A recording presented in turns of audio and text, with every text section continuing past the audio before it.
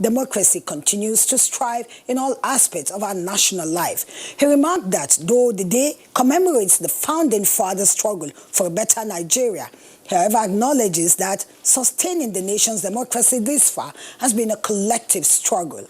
On the program today, we're focusing on Nigerians' democracy. How far, so far? Welcome to 30 Minutes on NTA News 24. I'm Lydia Samson.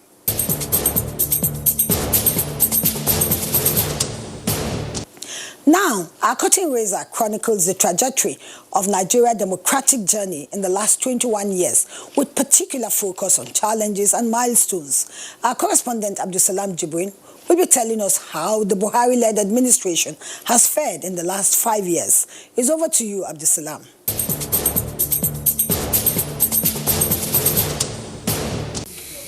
The philosophy of democracy, which takes its roots in the welfare of the people, was popularly promulgated by former U.S. President Abraham Lincoln. The concept still resonates until this day. The beauty of democracy, analyst notes, is the power it gives to the people to decide what they want of the system and people in position of authority. In a nutshell, democracy gives voice to the people. For the past 4 decades or so, democracy has been an acceptable platform of engagement among nations on the international plane. It is also the most widely accepted system of governance the world over. So when in 1999, in a colorful ceremony held in the capital city, Abuja, Nigeria reverted to democratic governance after 16 years of military rule, it was primarily due to the people's agitations for inclusion in conformity with the international system and best practices. The emancipation, people begin to understand because of the advent of technological breakthroughs. The information now is coming to people. People began to be aware that in democracies, we are more of a people than citizens because they have equal right. You have the doctrine of rule of law was clear because people began to understand they have freedom to talk, freedom to religion, including freedom of association. So these things give rise to what democracy is today. My own word to all citizens is that it's not yet uhuru. There is nothing to take for granted. If we want, what democracy essentially guarantees is freedom. And one thing I know that we have in Nigeria is freedom. You can actually say what you want to say. You can pursue your own, visions of what Nigeria should look like. You can air yourself and all that. Those are things that should not be taken for granted, So I believe that the price of freedom is eternal vigilance. And I call on all Nigerians to be vigilant and to be actively involved in peppering the cracks that we see in the democratic institutions and machinery. Since 1999 till date, Nigeria has witnessed uninterrupted democratic rule that has produced 4 democratically elected presidents. This feat is indeed unprecedented, taking into cognizance Nigeria's trajectory of military interference in governance. Following the annulment of the June 12, 1993 presidential election, another presidential election was held in 1999, which became the first elections since the 1993 military coup and the first elections of the Fourth Republic. The result was a victory for Olusegun Obasanjo of the People's Democratic Party. He was re-elected in 2003, and after serving 8 years in office as stipulated by the Constitution, the 2007 elections became a key event in Nigeria's democratic development. In April 2007, general elections were held and Umaru Musa Yar'Adua of the People's Democratic Party emerged victorious. The 2011 general election saw incumbent Goodluck Ebele Jonathan of the People's Democratic Party ushered in after the death of Umaru Musa Yar'Adua in office. The 2015 general election became a landmark election in the history of Nigeria when, after the polls, Muhammadu Buhari of the All Progressive Congress, an opposition party, won the presidential election and power was transferred seamlessly. A keen observer of African and Nigeria's political composition will agree that this is difficult to achieve as only a handful of countries in the continent have achieved this landmark. You could see the evolution or the metamorphosis from the rancorous, where the democracy started way back in the 60s, to gradual perfection and internalization of the tenets of democracy. I believe we are on the right track, and our democracy in Nigeria has come a long way. And given the disposition of the players within the system, I think we have great hope that this country's democracy will be something that all of us will be proud of. It's been 21 years since the military government led by General Abdulsalami Abubakar made good its promise of handing over power to a democratically elected government. And quite a good number of Nigerian young men had visions of an egalitarian society, while the older folks dreamed dreams of a peaceful and prosperous future. Many Nigerians still remember the watershed event where the promise of ending all forms of executive arrogance and impunity that defined the old order that typified several years of the military in power beckoned. As Nigeria's democracy developed, political experts maintain that despite the long experience of military rule, the country can still point to a couple of gains made from abolishing the military rule.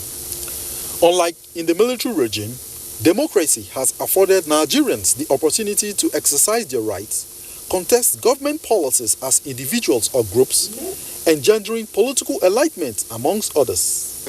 I think Nigeria has been privileged to have 21 years of uninterrupted Fourth Republic from 1999 to date. 21 years is not a joke. A child born 1999 has possibly graduated from university. Some will have even married off. But it's been a mixed grill of the good, the bad, and the ugly. We've had very many missteps. We've had some successes as a country. We've also have some challenging moments. So it all depends on how you want to unpack. If you are looking for faults, there are quite a number of faults. But if you are also looking for something praiseworthy, at least that we are united as a country is laudable. That we have not gone our separate ways, the country has not disintegrated in spite of our security challenges, in spite of the enormous infrastructural challenges that we have as a country. The country is soldiering on. We are gradually overcoming those challenges, and for that singular honor and reason, we need to appreciate God for keeping us together. Be that as it may, political analysts have also expressed concerns about the challenges that confront Nigeria's democratic development. They maintain that there have been several roadblocks to a strong democracy in Nigeria at all levels of government. They insist that conflict triggered by political competition and communal, ethnic, religious or resource allocation rivalries poses a major threat to democracy. The issue of tackling corruption has been an age-long challenge. They note that there is the need to continuously engage citizens and other stakeholders in ensuring that everyone played their part in achieving the greatness citizens demand of the government. Major challenges we're facing in the country is the issue of internal security crisis. I will need to see some improvement or more effort in terms of the issues of internal security. The issue of internal security cannot be left for only the Nigerian police to be participating. We need to fight corruption the more, because the little that we say is not sufficient is still being mismanaged by some of our leaders, not all of them. Some of our leaders are still diverting state resources. We still have EFCC, ICPC, Code of Conduct be running after public officials who have fed themselves to public treasury, some in billions of naira. We have recorded notable achievements in the course of implementing our 9 priority objectives. In his Democracy Day celebration, President Muhammadu Buhari noted that the day marked 21 years of uninterrupted civil administration in Nigeria, providing Nigerians the opportunity to reflect on her journey as a nation, her achievements and struggles. The president further maintains that sustaining Nigeria's democracy thus far has been a collective struggle, and to build on the gains of democracy, citizens must rise to the occasion by investing in acts of nationalism and imbibing the spirit of patriotism in their conduct. Respondents maintain that for a nation to mature in the democratization process, all interests, whether political, personal, economic, religious, or tribal, must yield to and abide by the rule of law.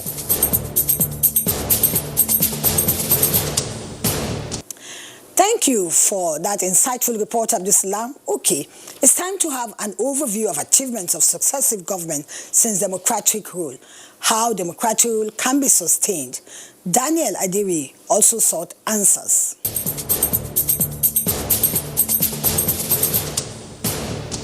Over time, the word democracy has had many definitions, but the most popular definition, which has been adopted by many across the world, is Abraham Lincoln's definition, which says, democracy, which is the government of the people, by the people, and for the people, shall not perish from earth. Several decades later, these words remain the foundation upon which most nations of the world have thrived politically and otherwise. Nigeria is no exception. The Nigerian democratic history respondents say it is replete with social, economic, and political gains. Casting our minds back to where it all began in 1999, when one-time former head of state Olusegun Obasanjo was sworn in as a democratically elected president. It was a transition that held hopes for Nigeria as it transmuted into the Fourth Republic with bigger and better aspirations. 2 terms after, Nigeria under the Obasanjo-led administration reportedly opened up the economic space for investors to explore. This saw liberalization of the Nigeria telecom sector, with some multinational companies granted license to operate in Nigeria. The Obasanjo administration, also in a bid to deal with evolving corruption cases, established the Economic and Financial Crimes Commission, which is responsible for tracking and arresting persons linked or associated with financial crimes. Then came the Umaru Yar'Adua administration that also made notable impact across sectors of the economy. Notable among the achievements is the National Amnesty Program, which he enacted for ex-militants of the Niger Delta who had once taken up arms against the state.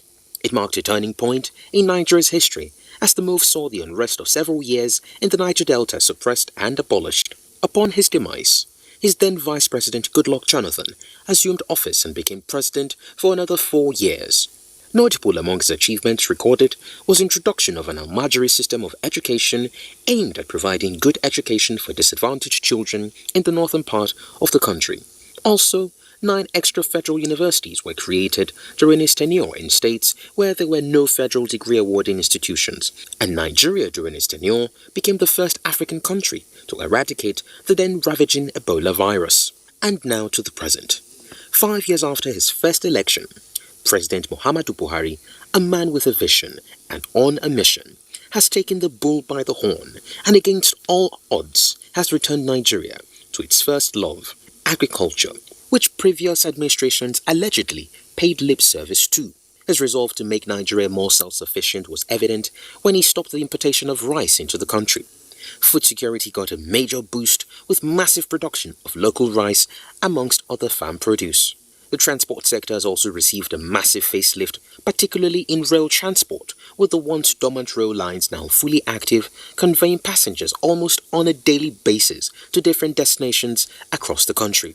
21 years down the line in democratic rule, and the question on the minds of most Nigerians is, has democracy done enough, or there is more to be done? When Nigerians have been given that, if you give Nigerians that entire power, that just the way All Progressives Congress has given it to Nigerians, we have started taking that opportunity. You will see that there will be checks for the leaders. So they will do policies that are popular. They will come to a community and do roads. They're not going to go to the TV and celebrate they have built roads. because that is actually money belonging to the people. They are constructing roads. They will build hospitals. They will build schools. They will empower the youth. They will ensure that there are economic policies within the state that will give far-reaching development to every strata within the states. This is the first time since when we got democracy from 1999 that an opposition government, opposition party within the state could actually win so many seats without being muzzled, fight the party in the center, even as well as competing for a lot of other activities that need to take place at our legislature and government. So that is a big progress for us. So if you look at that from that perspective, you can say that the implication for a military man to organize an election while wearing his khaki, hand it over to an elected is always going to come with people nominating or selecting people to run for an office, and that is it.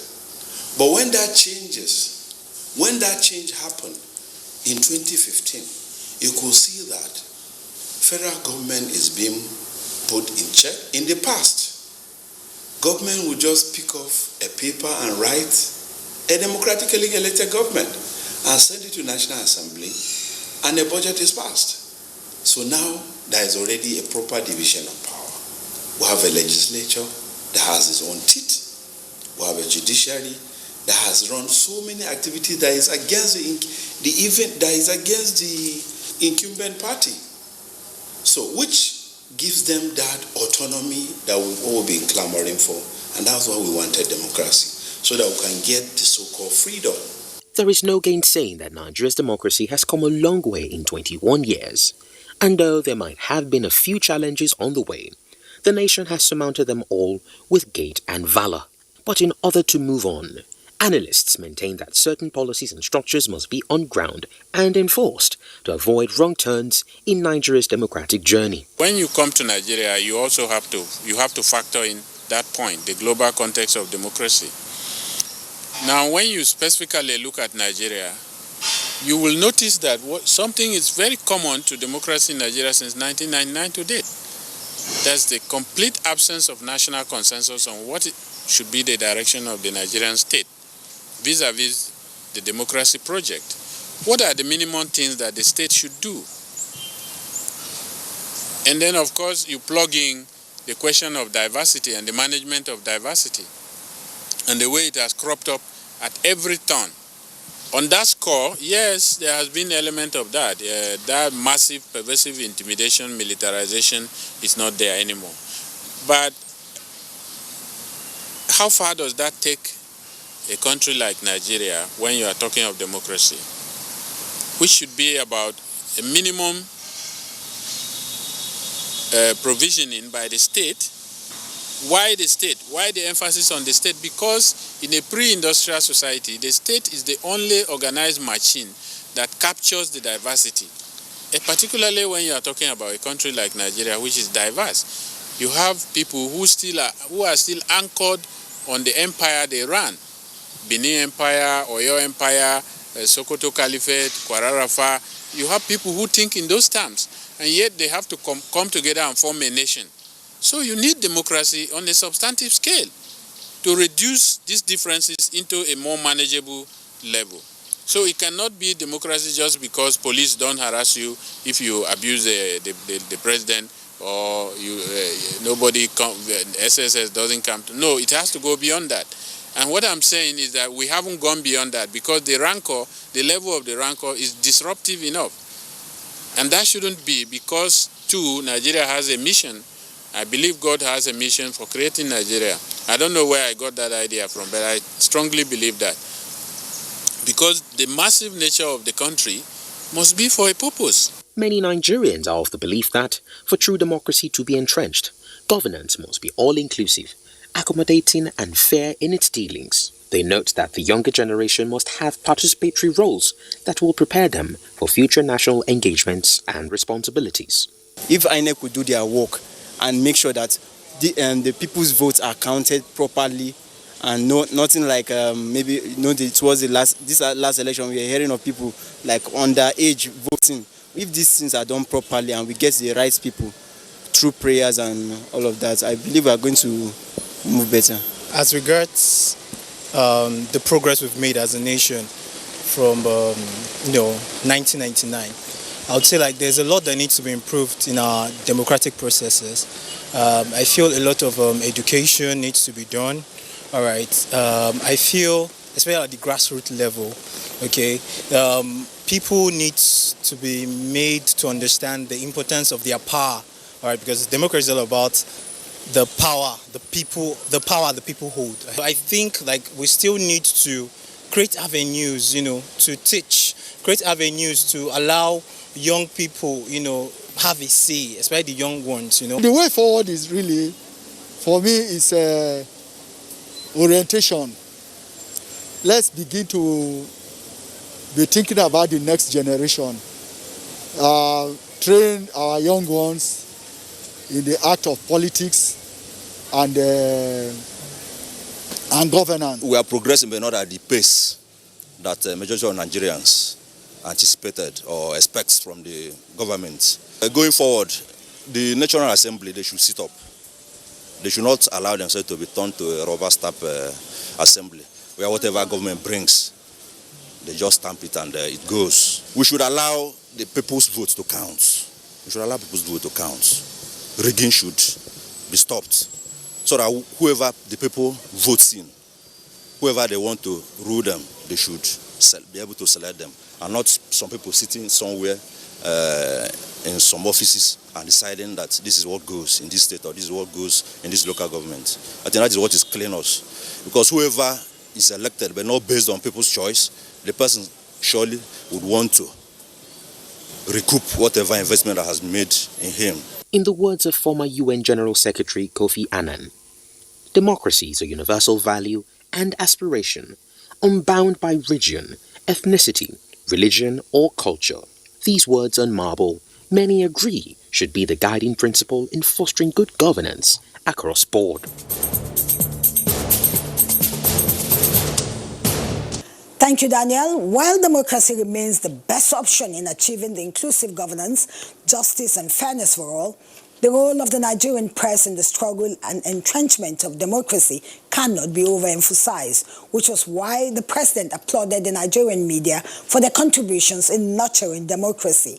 He assured that government will continue to guarantee freedom of the press. He also challenged the Nigerian media to be responsible, fair, and objective in their reportage. Interestingly, that's a call that concerns us all, as we must play our part in mitigating the spread of hate speech, fake news, and other unethical conducts. Let's always remember, Nigeria is a joint project, with each one playing a part to make Nigeria great. Join us again for another edition of 30 Minutes on NTA News 24. I'm Lydia Samson.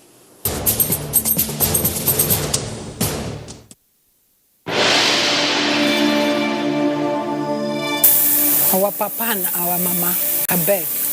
Una go don't hear about this thing we they call coronavirus. The sickness we they call COVID-19. Now very bad sickness. It don't kill plenty people and it still they kill. And people will get sickness we don't already did them body. If they catch this sickness, they terrible. That's why we won't come tell una, say I beg. Make una not let people where they work anyhow, make them come una, make una just stay for house. Make una wear mask, make una they wash una hand well, and not let anybody wear non-wear mask come near una at all. I beg. And make una not vex, say, we say make una not shake una children again, make una not embrace, make una not carry them for body. Because we don't know who they carry this sickness come. Then feel carry them and you know go to pain them for body, but if all person carry them, be terrible well, I beg. When una hear say anybody in body they hot well, the person they cough, dry cough, the person the breathing they hold on, no fit breathe well. Now be say that person fit get corona. That person una no go near am. Make una just call another person. We go fit help that person. We then go help them. As una get other sickness for body, and doctor don't give una medicine when una they chop every day. Make una no miss am. Make una they stretch body for house. Make una eat well. all these things when on do am, plus all the things where government say make we do, make we for no collect this sickness. If una do am, una go stay strong, una go stay healthy. This message is brought to you by Gerontology Association of Nigeria, the Geriatrics Association of Nigeria, and Dave Mokoro Foundation in conjunction with the Nigerian Television Authority, NTA.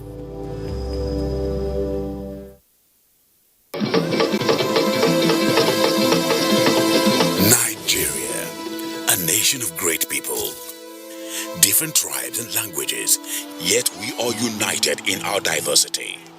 All over the world, Nigerians are known to be very hardworking and resilient people. In our history as a nation, there have been many storms, but just like the eagle, we always soar very high above the storms.